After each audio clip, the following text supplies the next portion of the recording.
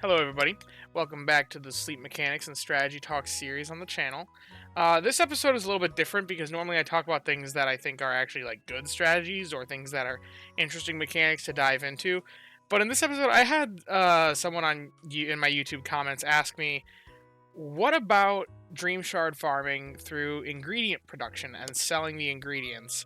And I just wanted to address that head on because I want to do the actual math behind it and just show why it's not a viable option for farming Dream Shards. There are other ways to farm Dream Shards, and they are all so much better than this method.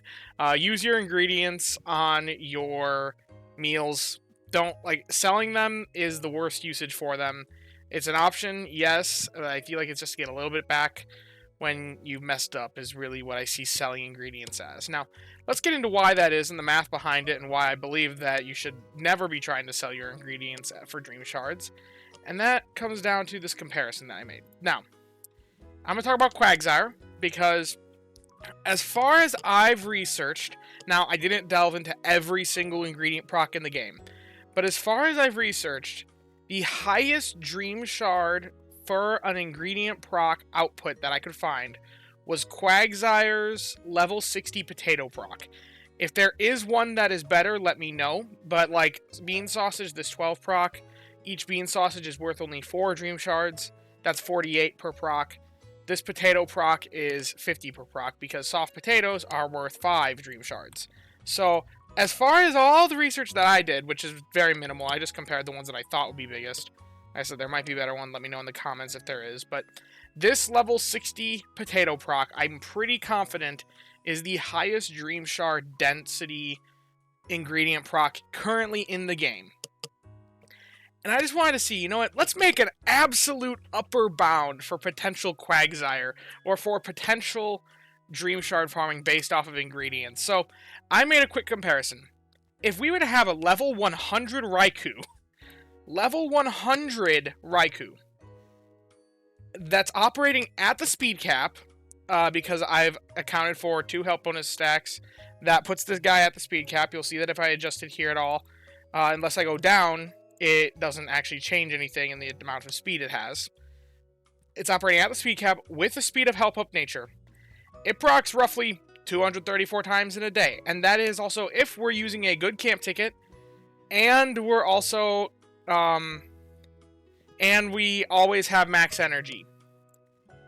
This Raikou, if it could proc Quagsire's level 60 potato proc, which is the most Dream Shard dense proc in the game, and at a 100% ingredient rate, every single one getting ingredients, and every single proc giving us the maximum density Dream Shard output proc, so no A ingredient, no B ingredient, also on using Raikou speed, then how many Dream Shards is it going to produce? If you are to sell every single one of those ingredients. And I was like, okay, I'm going to do some quick math here.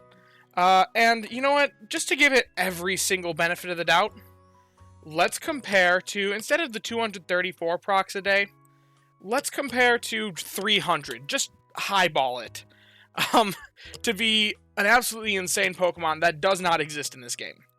If we do 300, 300 at 50, the 50 here, 50 in Dream Shards per proc, then that means that Pokemon is going to roughly output 15,000 Dream Shards per day. That is not that much because here's another Pokemon that I have, and I've accounted for. If we just have no good camp ticket, always max... I plugged in always max energy here. That was actually kind of an accident. I wanted to tell you to do that, but either way, always max energy. Account for sleeping as well, including the pity proc. Let's say you collect only about every 2.5 hours, and you don't have any health bonus stacks at all. Then this Swalot here with Help Speed M, Skill Trigger M, and just a Skill Up Nature with max level main skill can easily produce more than 15,000 Dream Shards in a day. This is something you can actually achieve if you have a really good healer that always keeps the team topped off. If you have more mild healer like mine, it's not... Actually, even then, never mind. Even if you just have a healer, you're meeting that amount basically right then and there. This is something you can actually have in the game. Granted, it's a phenomenal Swalot. You'd be pretty lucky if you have a Swalot that looks like this. But this is something you can have in the game. This is something that's not even, like, imaginable.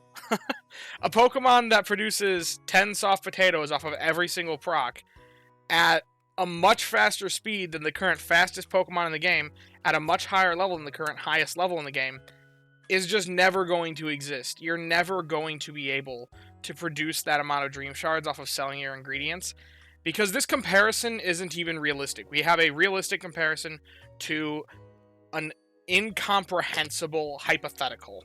So, yeah. Realistically, don't sell your ingredients if you don't have to. If you need to clear up space in the bag, that's something for it. But you should never be selling your ingredients for the sake of Dream Shard production, because there are so many better ways to produce those Dream Shards. And you'd probably be better off using that same ingredient as filler, and then letting that drowsy power convert to Dream Shards. I didn't make the comparison there, but I am fairly confident that that is probably a better way to get more Dream Shards out of those ingredients. So, yeah. If you have enjoyed the video and the math talks behind this, then be sure to leave a like and subscribe. I love talking about stuff like this. Yeah. And as always, thank you guys for watching, and hope that you have a wonderful day. Bye-bye now.